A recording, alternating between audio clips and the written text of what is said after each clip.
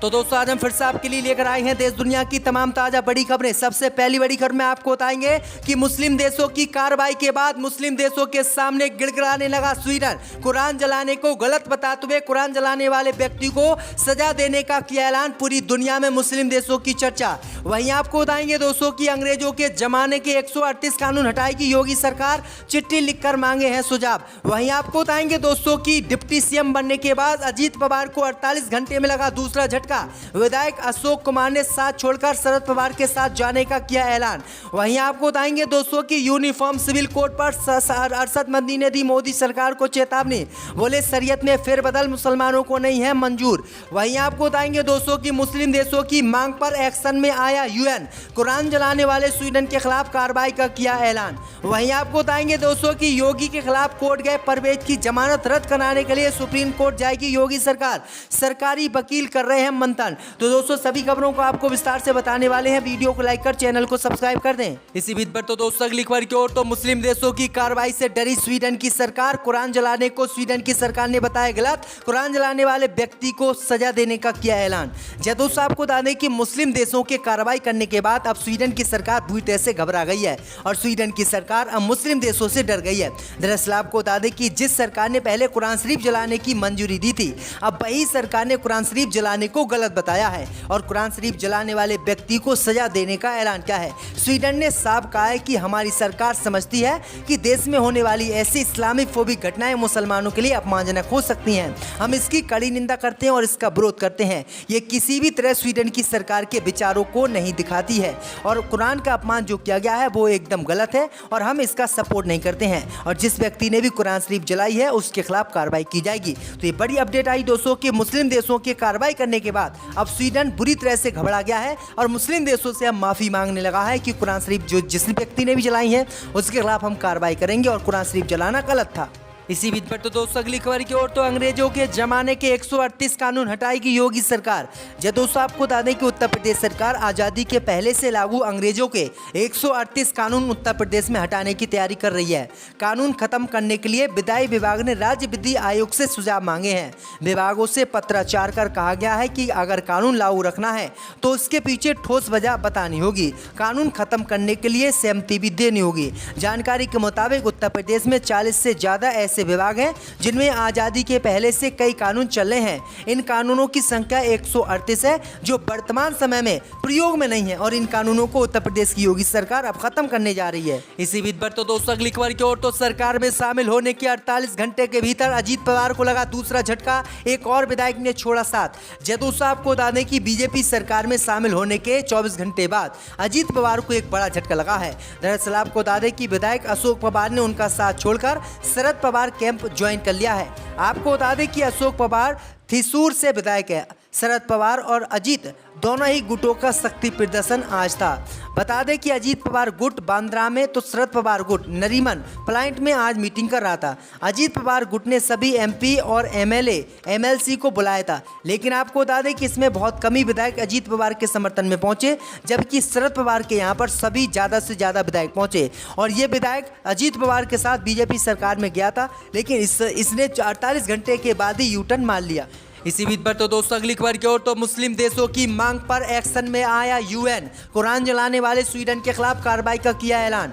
दोस्तों आपको बता दें कि बकरा ईद के मौके पर स्वीडन में जलाई गई कुरान को लेकर शुरू हुआ विवाद थमने का नाम नहीं ले रहा है। 57 मुस्लिम देशों के संगठन OIC ने यूएन में इसकी आपत्ति जताते हुए स्वीडन के खिलाफ कार्रवाई की मांग की थी।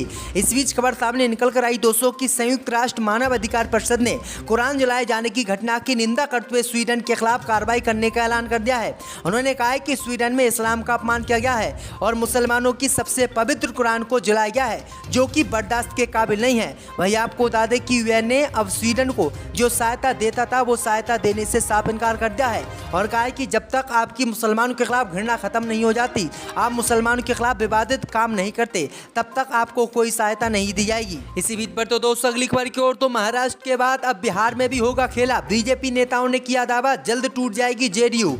जदों साहब को बता दें कि महाराष्ट्र में राष्ट्रवादी कांग्रेस पार्टी में हुई टूट के बाद अब सियासी पंडितों की नजर बिहार पे है। कहा जा रहा है कि मुख्यमंत्री नीतीश कुमार की पार्टी जेडीयू में जल्दी टूट हो सकती है। यदि ऐसा हुआ तो मानकर चलिए कि नीतीश का सियासी करियर तेजी से खात्मे की ओर बढ़ने लगेगा। शायद हालात की गंभीरता को देखते हुए नीतीश कुमार अचानक पार्टी के विधायकों और सांसदों से एक एक करके मुलाकात कर रहे हैं। वहीं बीजेपी नेताओं का दावा है कि जेडीयू में जल्दी टूट होने वाली है। उन्होंने कहा है कि बीजेपी जेडीयू के विधायकों को तोड़कर बिहार में अपनी सरकार बनाएगी और बिहार में जो नीतीश और तेजस्वी यादव की सरकार है वो खत्म हो जाएगी।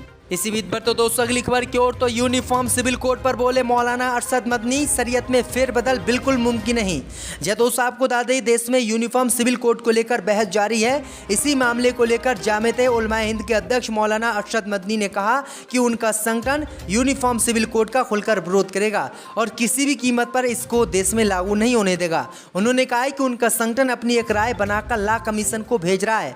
हमने उनसे कहा है कि इस मुद्दे को लेकर बैठक कर बात की जानी चाहिए, जहां सभी धर्मों के लोगों को बुलाकर बातचीत होनी चाहिए। मौलाना ने कहा कि यूनिफॉर्म सिविल कोड शरीयत के खिलाफ है और हम इसे कतई मंजूर नहीं करने वाले हैं। मुसलमान सब कुछ बर्दाश्त कर सकता है लेकिन अपनी शरीयत से समझौता नहीं कर सकता। इसी बीच पर तो दोस्तों अगली खबर की ओर तो योगी के खिलाफ कोर्ट जाने वाले परवेज की जमानत रद्द कराने के लिए सुप्रीम कोर्ट जाएगी योगी सरकार। जदों साहब को बताने की गोरखपुर दंगा मामले में मुख्यमंत्री योगी आदित्यनाथ के खिलाफ याचिका दाखिल करने वाले गोरखपुर निवासी सामाजिक कार्यकर्ता परवेज के खिलाफ राज्य की योगी सरकार ने कानूनी लड़ाई लड़ने की तैयारी कर ली है। परवेज ने सामूहिक दुष्कर्म मामले में दोषी करार दिए जाने के खिलाफ इलाहाबाद हाई कोर्ट में अपील दाखिल करके जमानत हासिल कर ली थी। इसे खारिज कराने के लिए सरकारी वकीलों के पैनल ने कमर कस ली है। इलाहाबाद हाई कोर्ट ने 2007 के गोरखपुर दंगा मामले में सुप्रीम कोर्ट की ओर से पटाक्षेप किए जाने के बावजूद मुख्यमंत्री योगी आदित्यनाथ के खिलाफ दोबारा याचिका दायर करने पर परवेज और अन्य पर 22 फरवरी को 1 लाख रुपए का जुर्माना लगाया था। तो वहीं आपको बता दें कि योगी सरकार के खिलाफ ये लोग फिर से कोर्ट गए थे और कोर्ट में योगी सरकार को झटका लगा था और इनको जमानत मिल गई थी। इसी बीच पर तो दोस्तों अगली खबर की ओर तो उत्तर प्रदेश के बरेली में एसडीएम ने की बेवफाई तो बिहार में युवक ने पत्नी को कोचिंग से बुलाया वापस। जदों साहब को बता दें कि उत्तर प्रदेश में एसडीएम ज्योति मौर्य मामले का असर अब बिहार के बक्सर में भी देखने को मिला है। एक पति ने यहां अपनी पत्नी की कोचिंग सिर्फ इस डर से छुड़वा दी कि कहीं वो भी उसी तरह उसको न छोड़ दे जैसे ज्योति मौर्य ने एसडीएम बनते ही अपने पति को छोड़ दिया। पति ने कहा है कि मैं अपनी पत्नी को ज्योति मौर्य नहीं बनने दूंगा। मामला मुरार थाना क्षेत्र का है। यहाँ रहने वाली खुशबू ने अपने पति के विरुद्ध पुलिस में आवेदन दिया है कि पत्नी का कहना है कि उसके पति ने उसकी कोचिंग सिर्फ इसलिए छुड़वा दी कहीं वो ज्योति मौर्य की तरह ना बन जाए, यानी वो अफसर बनने के बाद कहीं उसे छोड़ ना दे। पत्नी ने पुलिस से निवेदन किया कि वे उसके पति को समझाए। तो ये बड़ी अपडेट आ रही दोस्तों।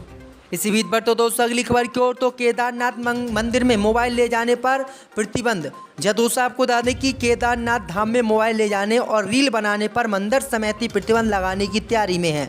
आने वाले दिनों में ऐसे लोगों पर कार्रवाई की जा सकती है जो मंदिर परिसर में रील बनाकर मंदिर को बदनाम करते हैं। दरअसल आपको बता दें कि बीते दिनों केदारनाथ धाम में इस तरह की कई घटनाएं सामने आ चुकी हैं जिसमें रील बनाकर वायरल की गई हैं। रील पर लोगों ने आपत्ति जताई है, जिसके बाद बद्री केदारनाथ मंदिर समिति ने पुलिस को इसकी शिकायत कर आवश्यक कार्रवाई की मांग की है।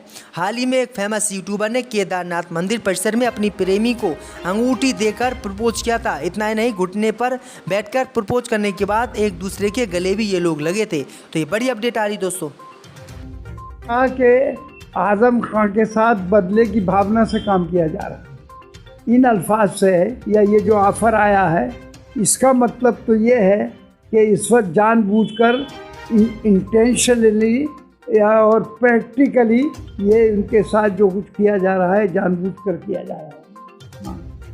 आज़म खान के लिए अब पार्टी क्या एक्शन लेगी चुनाव से पहले? भाई अखिलेश यादव और सारी पार्टी उनके साथ है। बेल भी मिल गई है उनके बेटे को, अब्दुल्ला आजम खान को, लेकिन अभी तक 3 हफ्ते का समय भी दिया था कोर्ट ने। क्योंकि कोर्ट का मामला है, हम कोर्ट में के मामले में आवाज़ तो उठा सकते हैं लेकिन फैसला उनके हाथ में है। ये अगर ये इन्होंने बहुत तरकीब से ये काम किया है कि सारा उनकी सारी यानी मुकदमात और ये कोर्ट के ज़रिए से यानी जुडिशरी में कर दिए। अब जुडिशरी फैसला करेगी तो इसलिए वो इस तरकीब से अपने आप को बचाए रखना चाहते हैं और उनको छोड़ना भी नहीं चाहते। समाजवादी पार्टी को उम्मीद है कि चुनाव से पहले आजम खान साहब जेल से बाहर आ जाएंगे। हम तो ये उम्मीद करते हैं क्या, और हमारी कोशिश भी यही है कि वो जेल से भी क्या अभी बाहर आ जाए।